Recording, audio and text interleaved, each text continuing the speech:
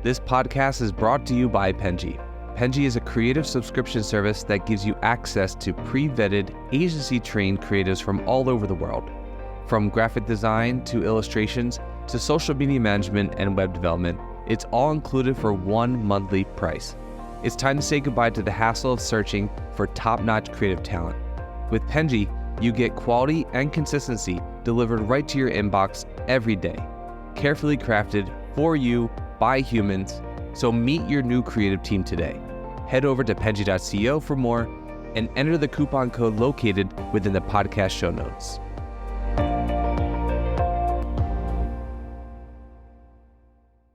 Okay, everybody, welcome to the Fully Managed Podcast. You know what this podcast is about. We talk about marketing, we talk about business, and we give you guys tips to assist you in your business journeys. And you know me, the host, Daniela, and I'm Penji's partnership coordinator. And we have a really cool guest today, Jack Francis from the Escape Pod. Hi, Jack. How are you doing today? Good. How are you doing? I'm doing great. I'm so excited to have you here to have our episode, and I'm looking forward to all the cool things that we're going to do. To get the ball rolling, get us started, I have a little game prepared for you. So I just want you to tell me the first thing that comes to mind when I say some word. Okay? All right. Well, that's literally it. I just want to look into how your brain thinks on short. Okay, so the first word that I'm going to say, NFTs. Gimmick. Gen Z. Interesting. Interesting. Viral videos. Tricky. TikTok. A time suck. Yeah, spend too much time on it. Threads. Tumbleweed. Quiet quitting. Yeah. I guess more popular, becoming more popular. Yeah. Jack, that was kind of a look into how your brain fires under pressure. We should probably dig into some deeper stuff, but we'll get us started. Why don't you tell us everything that we gotta know about yourself? We obviously learned that you don't support NFTs. I don't either. Don't worry. I think it's a modern form of gambling. But tell us more about yourself, what you do. We gotta know. Yeah. I guess the elevator pitch. I've been in social media about 10 years now, and sort of bounced between agencies and brands. Always, I guess there's so many roles within social media. So I've touched community management, project management, and now sort of in the current role at the Escape Pod, I'm more sort of strategy focused. And that's where I probably find the most interesting part of social in terms of the ideas and working very closely with creative teams and other strategy guys. But yeah, it's been back and forth. I've only been in the US coming up to a year now. Before then I worked in London, so worked at an agency called Born Social there, and worked at eBay for a few years looking after their social strategy for the UK market. So I'm not tired of the world of social yet. It keeps changing and it's hard to keep up, but it's a fun part of the marketing world to be in. For sure. That's so interesting that you just moved to the US. How has that change been? Just curious. I know, not business related, but just well, It's been pretty crazy. Yeah. I mean, I don't think a lot of people know about all the paperwork and everything that goes into that. So it's been, big uptake and sort of just getting my feet in terms of career stuff and getting to know people. I know so many great marketers and great agencies in the UK, but I was kind of starting from scratch to a degree in the US with some help of some colleagues as well, who have been great. But even how marketing works is different, how brands operate, budgets, influencers, talent, all those types of things are slightly different when it comes to the US versus the UK market. So slowly been wrapping my head around that, but it's been a fun journey.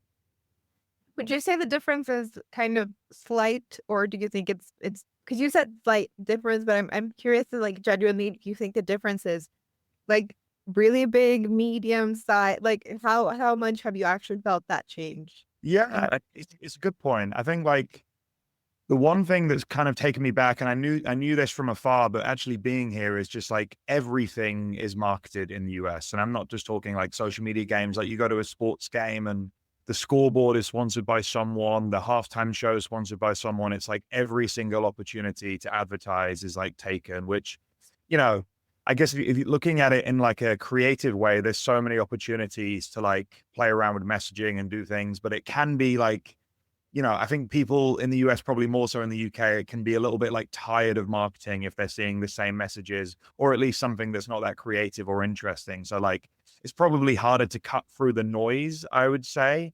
There's just, yeah, there's so much going on, and so much to cut through. And even like the funny thing is the UK is like a small place, like geographically speaking. So like whenever you do like campaigns, it's like if it's UK wide, that's 99% of everything you're going to do. Whereas like a lot of the campaigns here, it's like, okay, we're targeting the Northwest, or we're targeting like the East Coast. And it's a lot more like segmented. Like obviously you will do like national campaigns, but it depends on the scope of the campaign, which I was kind of like wrapping my head around as well. So And the US is so big that I think if you're doing something nationwide, the budget is just so much bigger. yeah, Um, yeah, because like I think every time I go to the US, I think one of the things that really kind of shocks me, is like you said, like marketing is everywhere. I think the convenience of shopping really shocks me yeah, because I feel like I'm from El Salvador. In El Salvador, it's not like that. I also feel I lived in Taiwan for a while, so I've lived in Asia, got you. and they do a lot of shopping, like online shopping, but not in the way that people do it in America, where like they will order something on Amazon Prime and it'll arrive the same day. Um, and I don't know, I felt like it was like, yeah, I mean, I can see why consumerism is so big here because, you're getting targeted with things all the time.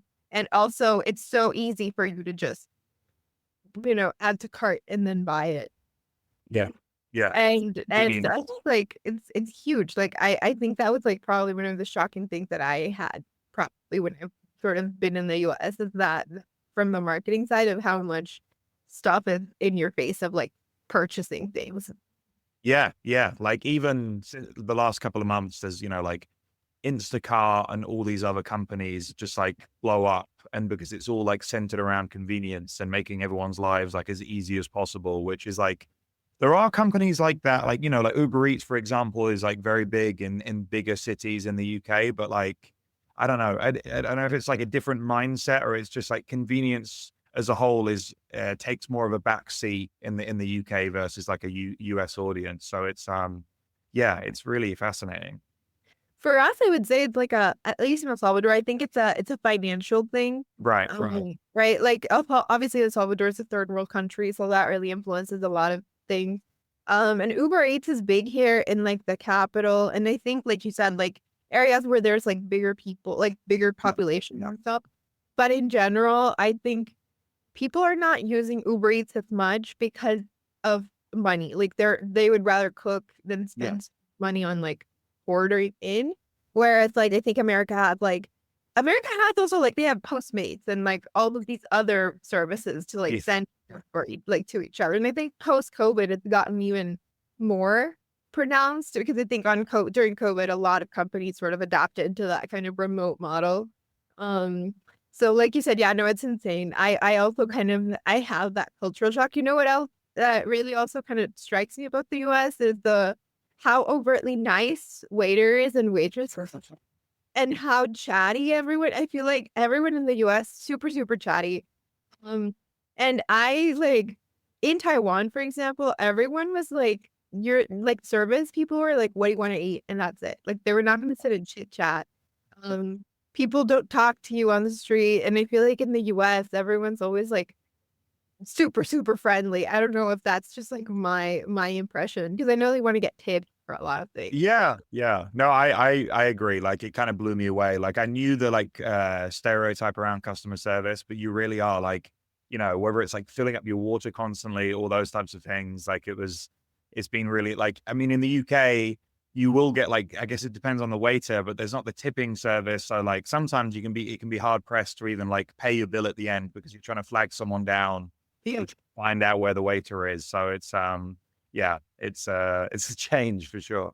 Yeah, we have the same thing. We're just like, your waiter is ignoring you. They're busy, and you're just like, "Hello, I'm gonna pay my bill." Yeah. And in the U.S., it's like, "Oh my gosh, did you guys have a great meal?" And they're like chatting with you, and I Yeah. mean, yeah. But yeah, no, it's great. And I think it's really cool that you have that kind of different perspective, in culture and just in general life. I think a lot of times people don't realize how much just in general a cultural background, a location is going to affect the way that you do marketing. Mm. And in a country that has like so many states and they're so separate from each other, I think what's really interesting is how marketing is done probably in Chicago, which is where you're based, versus in like Texas. Yeah. Yeah. One probably different because you also have a different reality from the people of Texas versus the people of Illinois, right? So it's like really interesting to me. Um, but I think what I wanted to ask you, like from more of a global standpoint, is when it comes to actually coming up with marketing strategies, with like technology and social media and all of the changes that happen, right? Like have been happening. What do you think brands still get wrong when it comes to actually coming up with successful marketing strategies? I think it's a good point, like a good question, and it kind of links back to what we were talking about. I still think a lot of big brands get this wrong, and I've seen this myself, is like localization. To your point, like I've seen this even happen in the US, but also like from a Europe point of view, in terms of like you might try and roll out the same campaign in the UK, or kind of like only do subtle tweaks to a UK campaign and try and roll it out in Germany.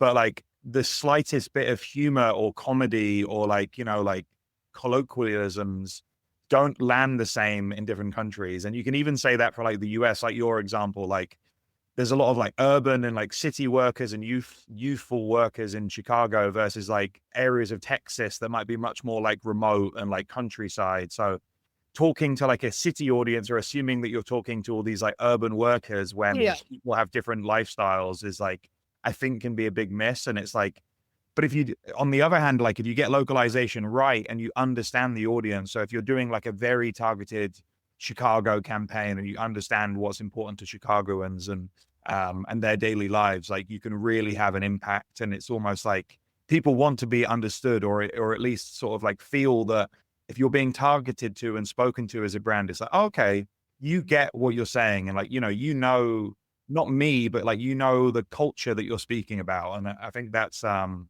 it's hard to get right. Don't get me wrong. That's why brands do get it wrong, because sometimes they don't have the resource to tailor 16 different campaigns to different audiences. And, budgeting also plays a part, but I think sometimes you can achieve less with more if you stick to being a bit more, niche in Vague? terms of who you target. Yeah. Yeah.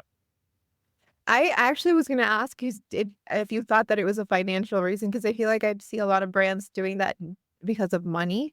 Yes. And like you said, like budget, like they probably have that want. But then do you think that if you have like a budget that's a little bit more restricted, but you want to target different areas, like whether it's various different countries or various different areas within one country, but you have to like you can't do it as localized as you want, is it better to create like a big general ad type of Mm.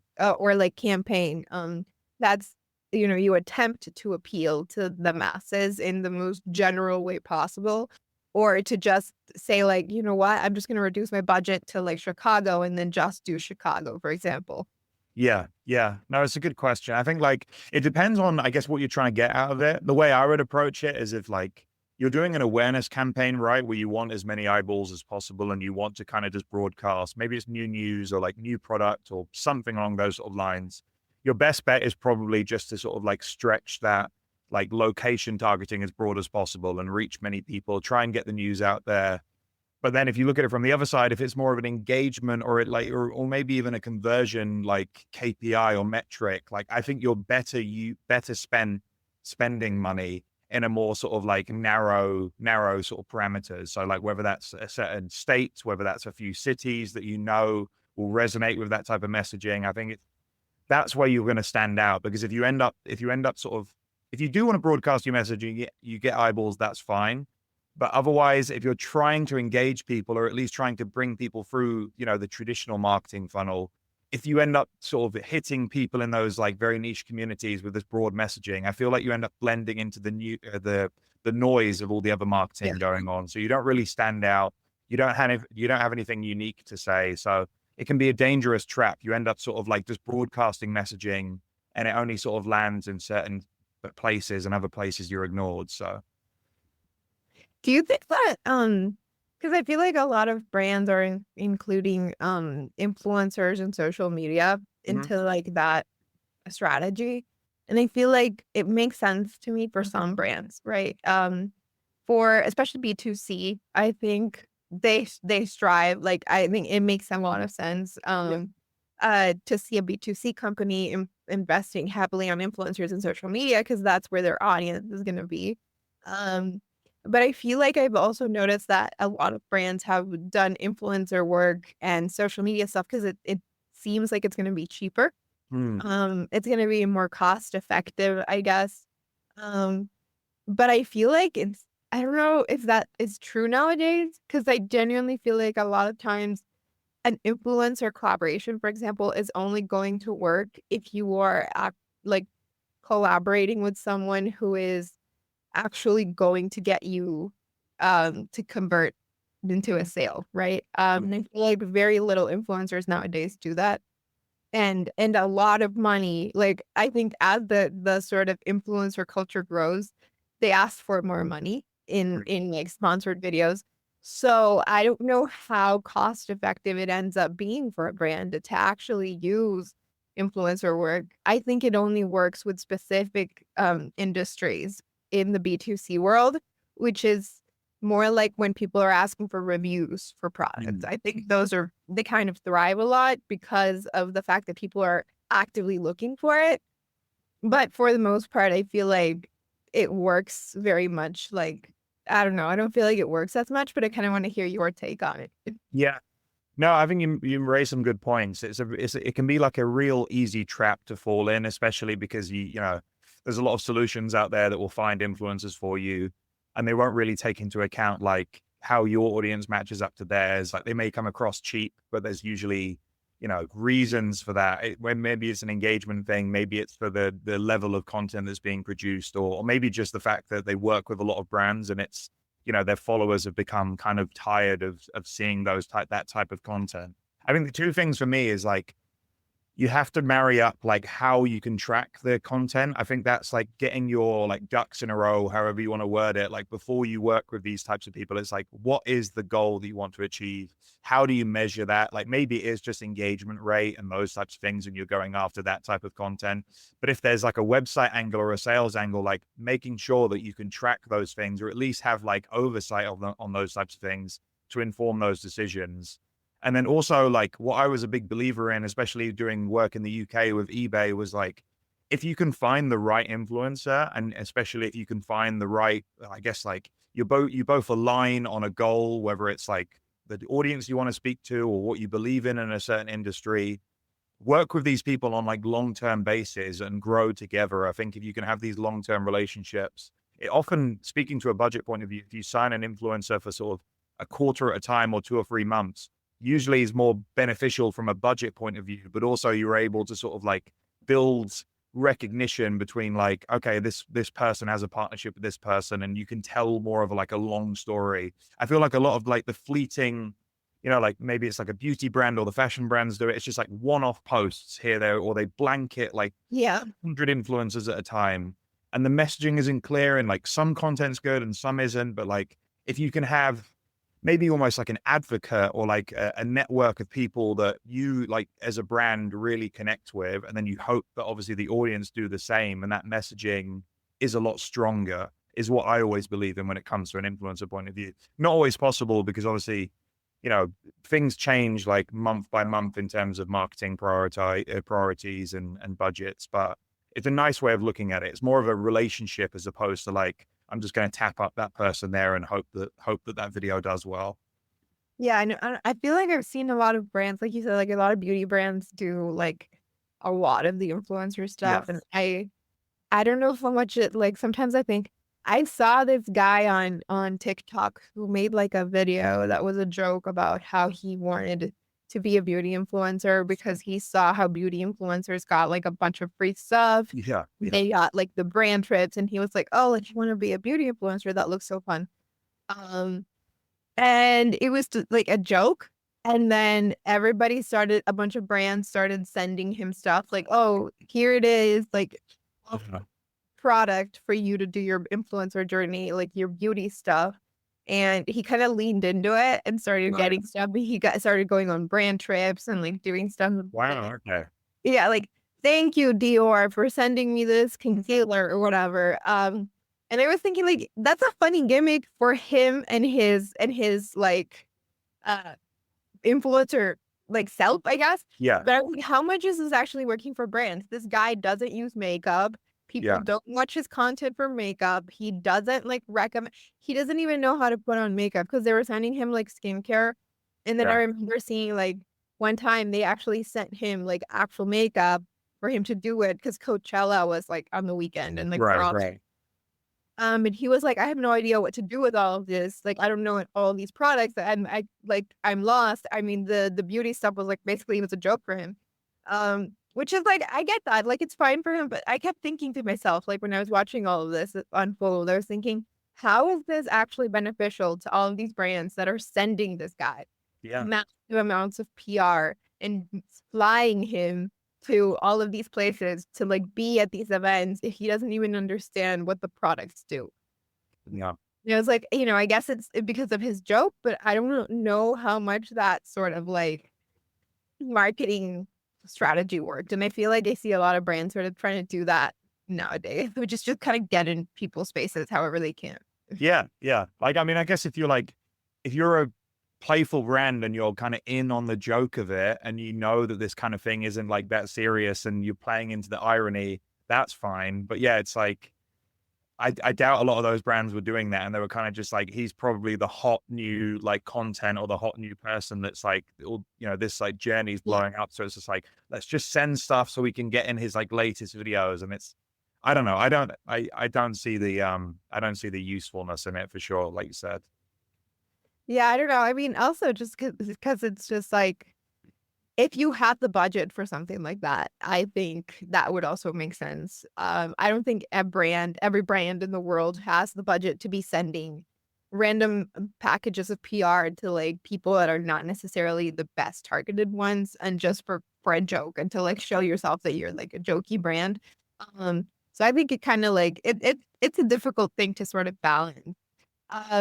Which actually brings me to the question that I had, which is kind of like balancing that because I think a lot of brands are doing this for kind of like long-term success. Like they're looking at it in the way of like brand awareness, and like future customers, and like you're kind of getting yourself out there, right? But I think a campaign when you're planning something, it's not just about that brand awareness, which is important. Everything is important, but I think it's Yeah. also like you're also striving for that short-term success, right? Like you Mhm. want to see something come out of it within that like Q1 when you implemented the Yeah. strategy or whatever. How do you think actually you can balance these two things into one sort of plan without having to sacrifice too much of the other? Or do you think you kind of just have to focus on either one?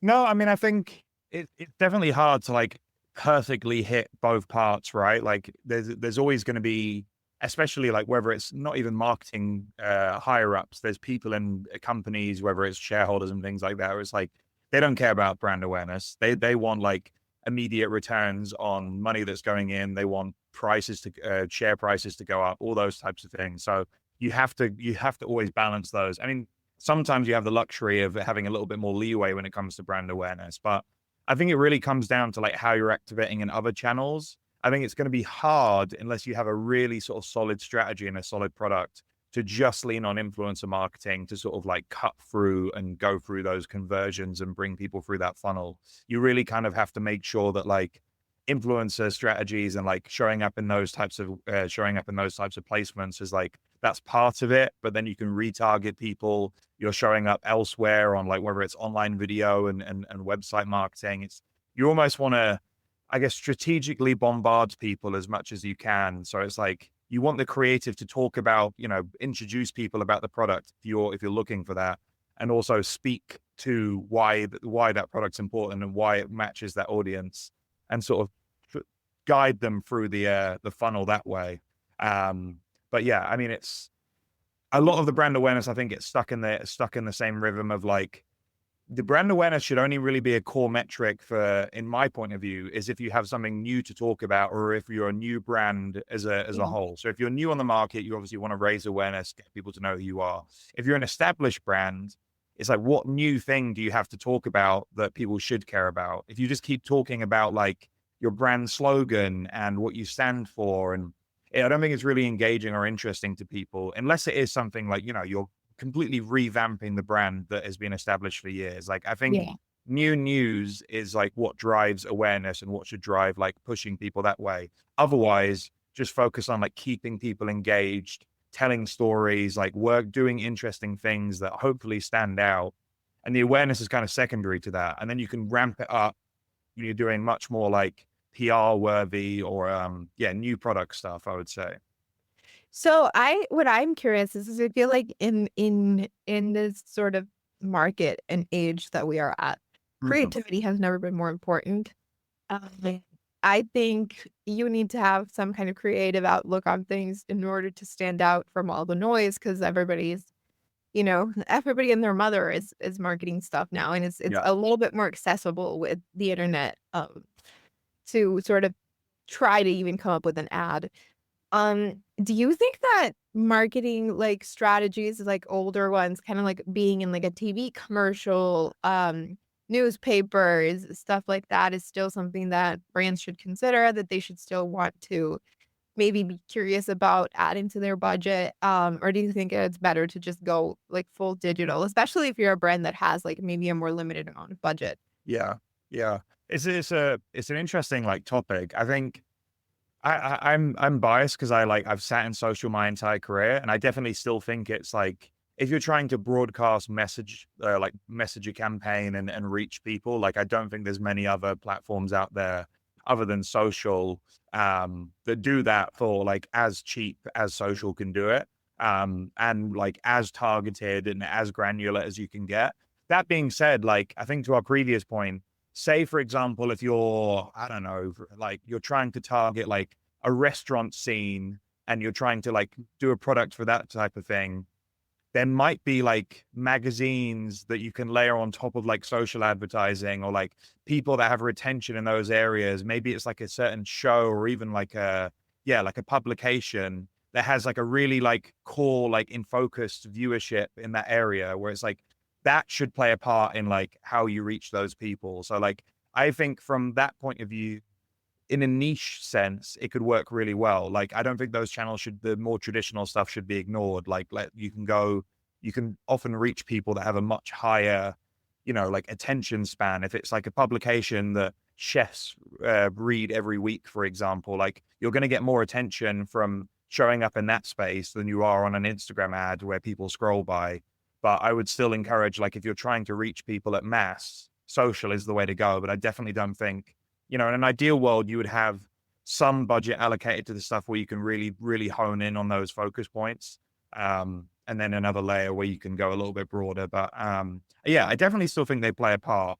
I'm not surprised that like the bigger brands, and you see the trends, they pull back on, traditional like print media, TV marketing, and they're moving much more to like the digital creator social space, because it's all about like the targeting and the tools that you have at your like capability. It's you can be so narrow.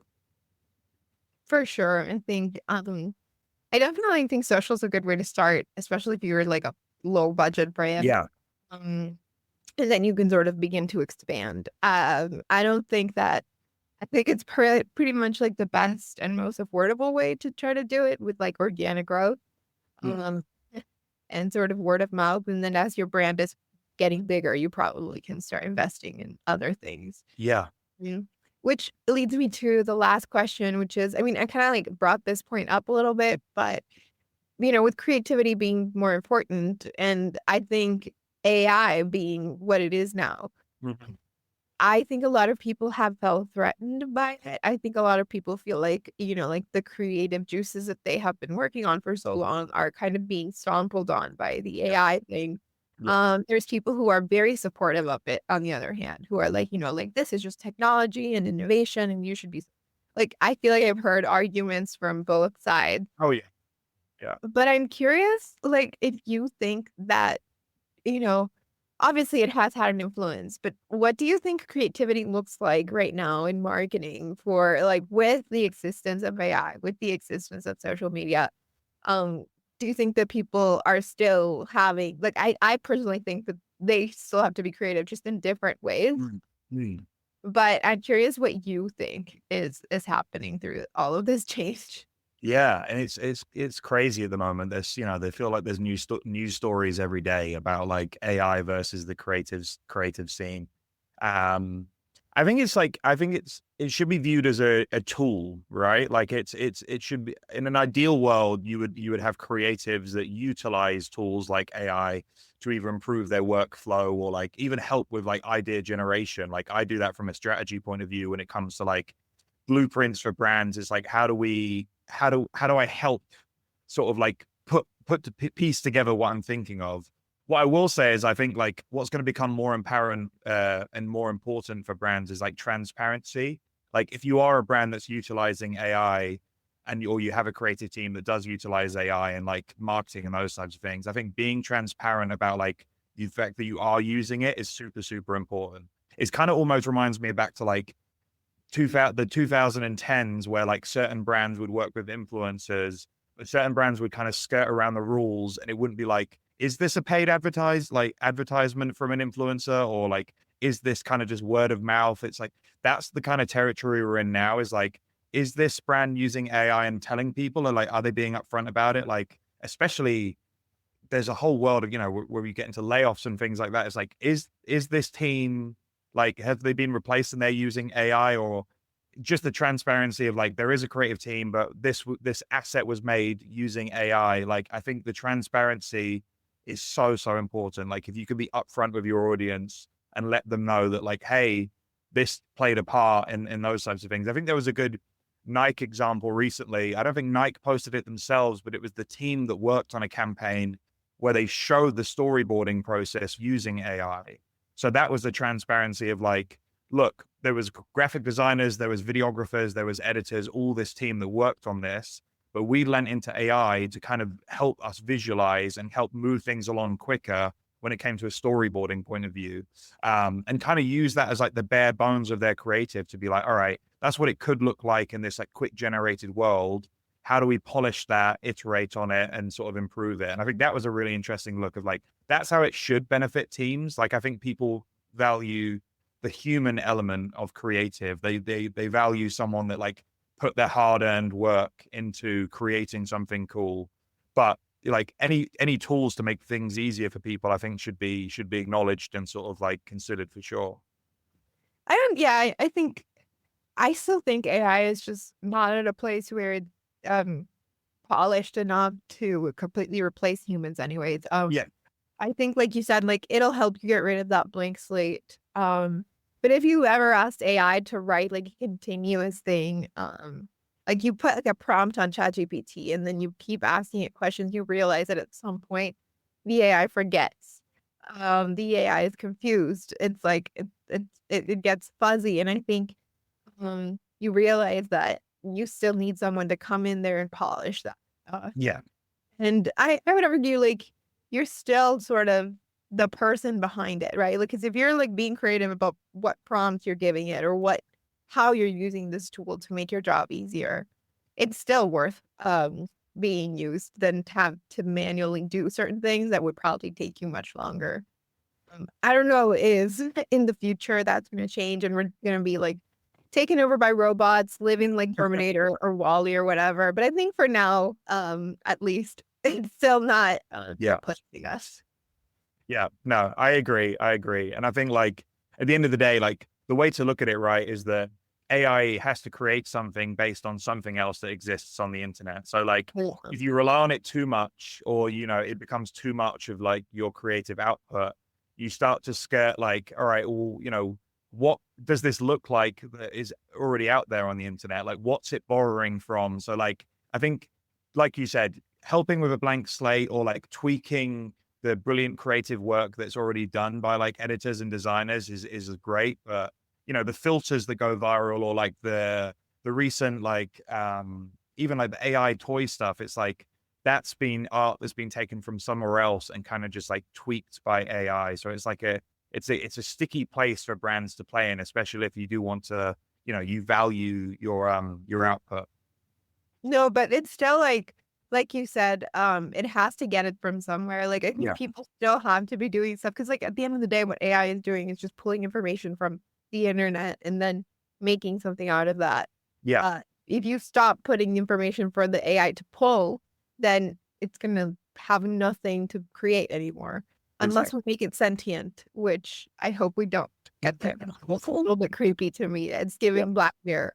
Exactly. I agree. But I think that's a great note to end this on. I mean, a little tragic, a little post-apocalyptic, but it's been fun. Jack, thank you so much for being on the podcast today. But before I let you go, I do want to give you the space to plug anything. This is the moment. If what we spoke about resonated with our audience, they want to talk to you, they want to connect with you. Yeah, space is yours. I've ever done a plug before, but yeah, I mean, Jack Francis, you can find me on LinkedIn. I work at the Escape Pod. We do some pretty cool creative work in Chicago and work on very different brands. So yeah, if you ever need sort of help in the social space or marketing space and trying to sort of cut through the noisy world, then you can find us at the Escape Pod, or just reach out to me. Yeah, I've worked in social media a long time, so hopefully know what I'm talking about. But yeah, thanks for having me on the podcast. It's been great. Thank you so much for being on the podcast. It's been so great to have you guys. I will be leaving his links on the description so that you can easily click, find Jack. Thank you so much. And everyone, subscribe, follow, listen, do everything. And I will see you on the next episode. Thanks. You've been listening to Fully Managed, brought to you by Penji. Check out the show notes to learn more about today's guest, and to learn more about Penji, the human-first creative subscription service, head over to penji.co. And by the way, if you're still listening, it would mean the absolute world to us if you were to share this podcast with a friend, and of course, subscribe.